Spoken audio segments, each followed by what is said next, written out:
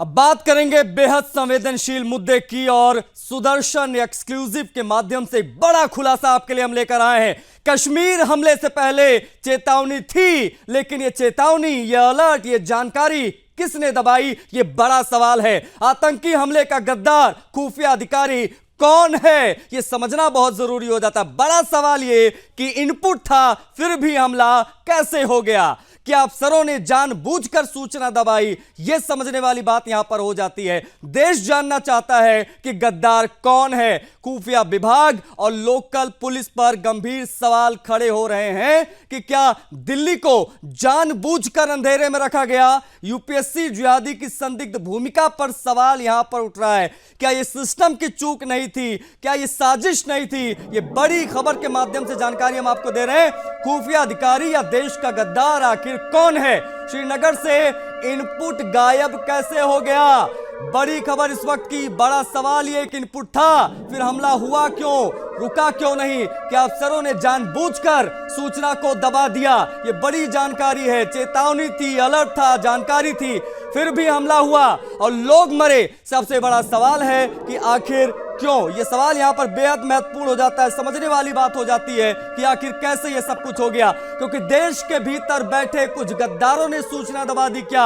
अब सवाल यह है कि यह लापरवाही थी या साजिश। यूपीएससी जिहाद की संदिग्ध भूमिका पर भी सवाल है। खुफिया विभाग और कश्मीर पुलिस के कुछ अधिकारी शक के घेरे में हैं। दिल्ली नाराज है और जनता जवाब मांग रही है। जी हां, आज हम सामने ला रहे हैं एक ऐसा सच जो केवल कश्मीर में हुए आतंकी हमले की नहीं, बल्कि उस गद्दारी का है जो हमारे सिस्टम में घुसी हुई है। कश्मीर में पर्यटकों पर जो हमला हुआ, लेकिन क्या यह टाला जा सकता था। सूत्रों की माने तो हां, क्योंकि मार्च के अंत में श्रीनगर यूनिट को बाकायदा इनपुट मिला था, अलर्ट था, लेकिन इसे लो प्रायोरिटी कहा गया और उसे दिल्ली तक नहीं पहुंचने दिया गया। अब यह सवाल है कि किसने रोका यह इनपुट। हमारे साथ कुछ मेहमान कनेक्ट हैं, उनसे हम बातचीत करेंगे। हमारे साथ टीपीएस त्यागी जी, रक्षा विशेषज्ञ कनेक्ट हो गए, उनसे हम बातचीत करेंगे। टीपीएस त्यागी जी, बहुत स्वागत है आपका। शिवदान सिंह जी हैं, रक्षा विशेषज्ञ, उनसे भी हम बातचीत करेंगे। शिवदान जी, आपका भी बहुत स्वागत है। साथ साथ में न्यूज रूम से संगीता कनेक्ट हो रही है हमारे साथ, स्क्रीन पर दिखाई दे रही है। और रोहिल, जो ग्राउंड जीरो से इस आतंकवादी हमले को कवर कर रहे हैं लगातार, रोहिल से भी हम बातचीत करेंगे। सबसे पहले टीपीएस त्यागी जी, मैं आपका रुख करूंगा यहां पर। यह सारी सूचना पहले से थी, इनपुट था, लोकल इंटेलिजेंस यूनिट ने सब कुछ बताया था, लेकिन अब जो जानकारियां मिल रही हैं, जो खुलासे हो रहे हैं, उसके हिसाब से यही कि जानबूझकर लो प्रायोरिटी बताकर इस मामले को दबा लिया गया और आज ये बड़ा आतंकवादी हमला हो गया। क्या संभावना है कि इस प्रकार से जो मिली भगत गठजोड़ है आतंकियों से अफसरों की, उसको किस प्रकार से हम एक्सपोज कर सकते हैं और किस प्रकार की क्या चीजें रहती हैं धरातल पर। टीपीएस त्यागी जी। कुछ भी तो नया नहीं है। आप मुझे एक ऐसा आतंकवादी हमला बता दीजिए जिस हमले में करने वाले आतंकियों का कुछ गठजोड़ हिंदुस्तान की सरहदों पर बैठे हुए जयचंदों से ना रहे हो। क्या बगैर स्लीपर सेल के या बगैर ओवरग्राउंड वर्कर्स के कोई अटैक हो सकता है? पॉसिबल ही नहीं है सर। 150 करोड़ के हिंदुस्तान में, इतने बड़े देश में, किसी दूसरे देश के 4 आतंकी आए, हमला करके चले जाए, ये संभव ही नहीं है। लिहाजा मिली भगत तो पहले दिन से है। अभी तक जो जानकारी थी वो ये थी कि पहलगाम की उस वैली में जहां करीब 2000 लोग इकट्ठे हुए, वहां पे पुलिस क्यों नहीं थी, और वहां पे जो चारों तरफ होटल थे जिसमें आके वो आतंकी रुके हुए होंगे, उनकी पुलिस ने जानकारी या तलाशी क्यों नहीं ली।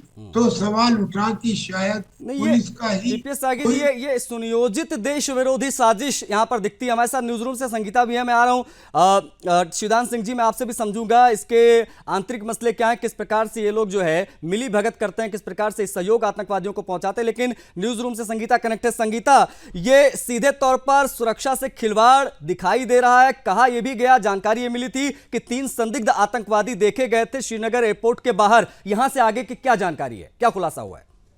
जी आशीष, बहुत बहुत धन्यवाद। देखिए, जो कि सवाल खड़े उठ रहे हैं कि 3 बाइक सवार जो हैं वो श्रीनगर एयरपोर्ट से निकले थे, जो कि संदिग्ध थे। इसकी जानकारी दी गई, वरिष्ठ अधिकारियों को जानकारी दी गई, लेकिन उन अधिकारियों ने नज़रअंदाज कर दिया।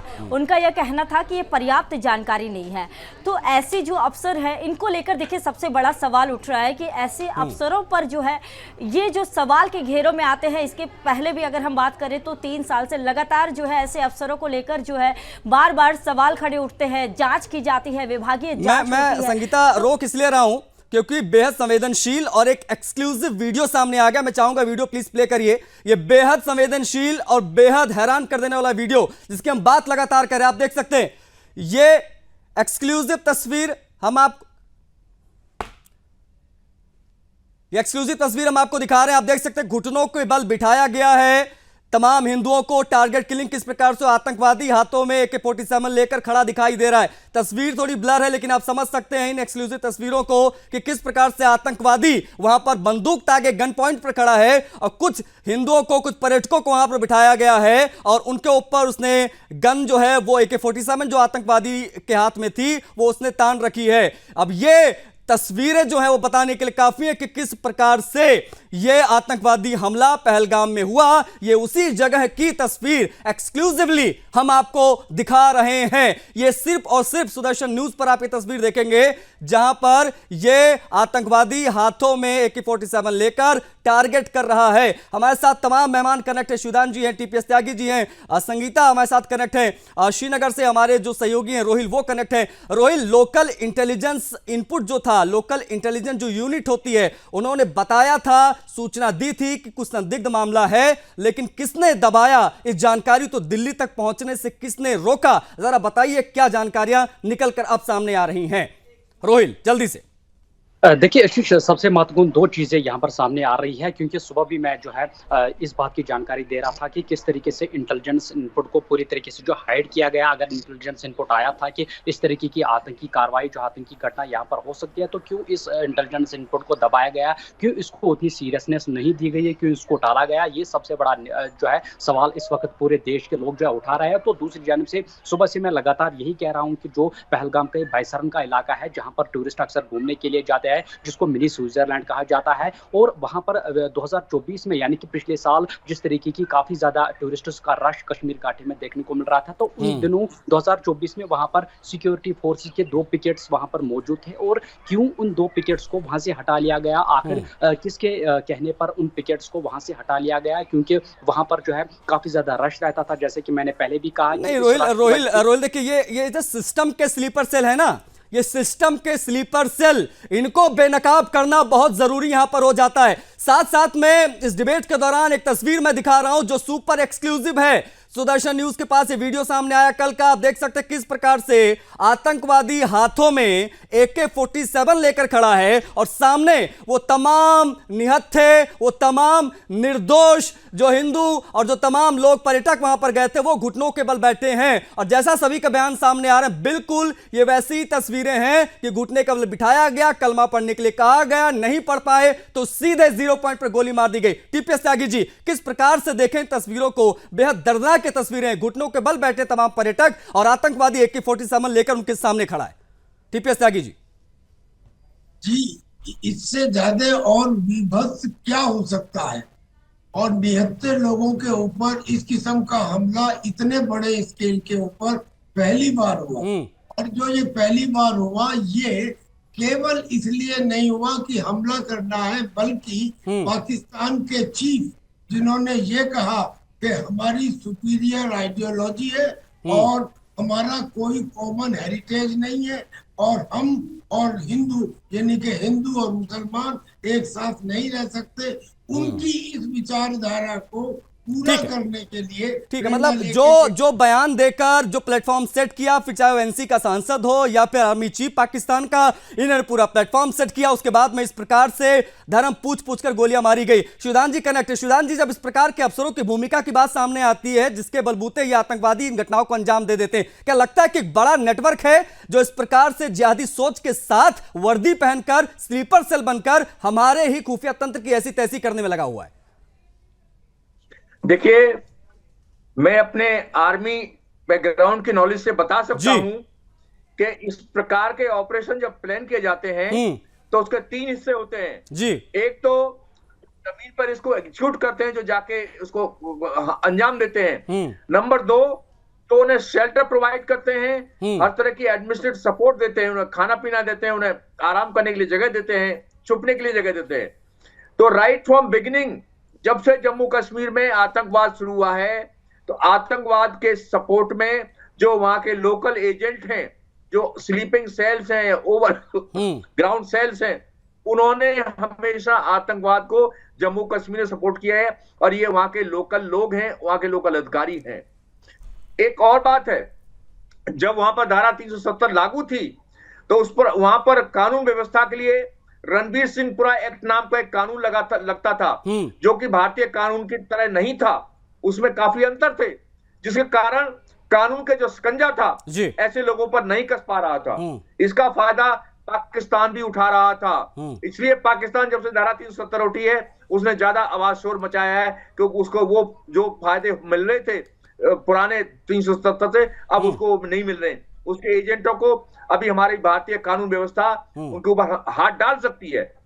तो इस प्रकार से ये जो स्लीपिंग एजेंट वहां पर पले हैं, ये खाली सिविलियन पब्लिक ही नहीं है, ये वहां के गवर्नमेंट ऑफिशियल्स में भी। अच्छा, क्या ये जो पहलू आपने गवर्नमेंट की बात की, तो क्या राजनीतिक दबाव भी होता है जो सत्ताधारी दल होते हैं? क्योंकि हमने देखा उनका एक सांसद इस प्रकार का बयान देता है कि ये हमारी सांस्कृतिक हमलावर है जो पर्यटक आते हैं। क्या राजनीतिक दबाव प्रशासन पर होता है, उसके बाद में इस प्रकार के इनपुट दबा दी जाती हैं और जानकारी श्रीनगर से दिल्ली नहीं पहुंच पाती है? देखिए, जब धारा 370 थी, उस वक्त जो राजनीतिक नियंत्रण था जम्मू कश्मीर में, उसमें पूरा का पूरे एलिमेंट्स, पाकिस्तान सपोर्टिंग एलिमेंट्स भी मौजूद थे जी, जो हमेशा पाकिस्तान के फेवर में बात करते थे। और आप बताइए कि यहां पर इसमें कश्मीर में इतने एयरफोर्स अफसरों को मारा है, और वही अब तक उसके खिलाफ कोई एक्शन। अच्छा, एक जानकारी शिवदान जी, टीपीएस त्यागी जी, ये भी निकलकर सामने आई है, मैं उस पर आप टीपीएस त्यागी जी आपसे समझना चाहूंगा। ये एंगल निकलकर सामने आया कि हमास की इन्वॉल्वमेंट भी रही है, बाकायदा हमास के लोग जो है, हमास के आतंकी, वो पाकिस्तान गए हैं, जो अभी आईबी की रिपोर्ट्स के हिसाब से जो थोड़ी थोड़ी जानकारियां निकलकर सामने आ रही है कि वो हमास गए, हमास में पूरी प्लानिंग हुई, उसके बाद में वहां पर पूरी स्क्रिप्ट लिखी गई, उसके बाद में 3 आतंकी, ये फरवरी महीने की हम बात बता रहे हैं, मार्च में 3 संदिग्ध आतंकवादी देखे जाते हैं श्रीनगर एयरपोर्ट के बाहर बाइक से जाते हुए, और जो वहां का ऑफिसर होता है, जो उन चीजों को देखता है, उसके पास सूचना आती है, वो इसको लो प्रायोरिटी बताकर जानकारी जो है वो दिल्ली नहीं आने देता है। हमास की भूमिका, क्योंकि बताया जा रहा है कि 7 अक्टूबर को जैसा इजराइल पर हमला हुआ था, कुछ उस प्रकार की प्लानिंग यहां पर की गई थी। इन दावों को किस प्रकार से आप देखते हैं, इस पर छोटा सा रिएक्शन आपका मिलूंगा, उसके बाद शिवदान जी भी कुछ कहना चाह रहे हैं। मैं बताऊं इस बारे में जी? टीपीएस जी छोटा सा रिएक्शन टीपीएस जी का ले लेता हूं पहले जी। मेरा कहना यह है सर कि सोशियोलॉजी का एक सिद्धांत है कि चोर, उचेरे, डकैत और ये जो आतंकवादी है, ये तो फौरन मिल जाते हैं, पढ़े लिखे लोग आपस में नहीं मिलते हैं। हमास के लोग आए थे, उनका अभिनंदन किया गया था लश्कर तैयबा ने, और जो टीआर पे वो अलग कुछ नहीं है, वो भी लश्कर तैयबा है। और फिर हमास के क्या सर, मैं इसमें ये भी कहना चाहूंगा कि इसमें उस व्यक्ति की तो गलती है ही है, उसको गंभीर धाराओं में उसके खिलाफ एक्शन लेना चाहिए, जिसने इसे मामूली घटना बता के दिल्ली से शेयर नहीं किया। बिल्कुल, ये देखिए, इसलिए हम कह रहे हैं टीपीएस त्यागी, इसलिए हम कह रहे हैं ये साधारण चूक नहीं थी, ये देशद्रोह की एक गहरी साजिश थी। ये सिस्टम के स्लीपर सेल हैं, ये सिस्टम के स्लीपर सेल की वजह से आज 28 बेगुनाह हिंदू, 28 निर्दोष पर्यटक वो मार दिए गए। वो तस्वीर हम दिखा रहे हैं, AK-47 लेकर खड़ा है, घुटने के बल लोग बैठे हैं, और बिल्कुल पॉइंट 0 पर जाकर गोली मारी गई, सिर उड़ गया है, इस प्रकार से गोलियां चलाई गई हैं, इसको कहीं से बर्दाश्त नहीं किया जाएगा। शिवदान जी want to react something please? Shivdan Singh ji, मैं ये बताना चाहता हूं जी कि जो वो राजनीतिक अपॉइंटमेंट्स हुए हैं जम्मू कश्मीर में जी, वो राजनीतिक अपॉइंटी अभी तक चल रहे हैं, और उनका जो उनकी लॉयल्टी है, जो उनका जो अपना वो वफादारी दिखा रहे हैं, उन्हीं एलिमेंट्स को दिखा रहे हैं जिन्होंने उनको अपॉइंट कराया है, राजनीतिक लोगों ने जो अपॉइंट कराया है। और राजनीतिक वहां पर मोस्टली पाकिस्तान सपोर्टर थे, जो कश्मीर को आजाद करना चाहते थे भारत से। इस प्रकार के जो अपॉइंटी हैं, वो अभी तक वहां की सर्विस में चल रहे हैं। नहीं, और सवाल है क्यों, अभी सवाल बहुत है ही- क्यों सर? क्योंकि ये 370 हट गया, चीजें बहुत सारी बदल गई, बहुत सारी सुधार की बात हुई, लेकिन अभी भी ये स्लीपर सेल वर्दी पहनकर क्यों घूम रहे हैं वहां पर? इनका कोई इलाज है, वही स्थायी मशीनरी समाधान है अभी कि चल नहीं रही है? वही मशीनरी अभी तक जम्मू कश्मीर में चल रही है जो उस वक्त जो थी। तो इस प्रकार जब तक ये मशीनरी वहां पर रहेगी एडमिनिस्ट्रेशन की, ये सवाल इसलिए है सर, ये सवाल इसलिए बेहद महत्वपूर्ण हो जाता है क्योंकि गद्दार खुफिया अधिकारी कौन है, ये सवाल हम पूछ रहे हैं क्योंकि कुछ वर्षों पहले हमारे धर्मयोद्धा डॉक्टर सुरेश चौहान जी ने यूपीएससी जिहाद एक नाम दिया था, उसको लेकर बहुत आलोचना हुई, बहुत सारी बातें हुई, लेकिन आज जो यूपीएससी जिहाद की बात हुई थी वो कहीं ना कहीं प्रत्यक्ष रूप से प्रमाण स्वरूप सामने आ रहा है कि गद्दार खुफिया अधिकारी हैं जो देशद्रोह करते हैं, वर्दी पहनते हैं, खाते हैं हमारे देश की, गाते हैं पाकिस्तान की, उनके रगों में पाकिस्तानी ब्लड दौड़ता है। टीपीएस त्यागी जी कुछ कहना चाह रहे हैं आप? आप मुझे यार नहीं है, वहां पे 1/3 सेना तैनात है जी। और वहां पे इस किस्म के स्लीपिंग सेल जिनको पुराने समय में राजनीतिक बंदिशों की वजह से बड़ी पोजीशन पे बिठाया गया और अब भी बिठाया जा रहा है, जो आतंकवादियों के साथ रहते हैं, लिहाजा वहां का एक फौजी गवर्नर को नियुक्त किया जाना चाहिए।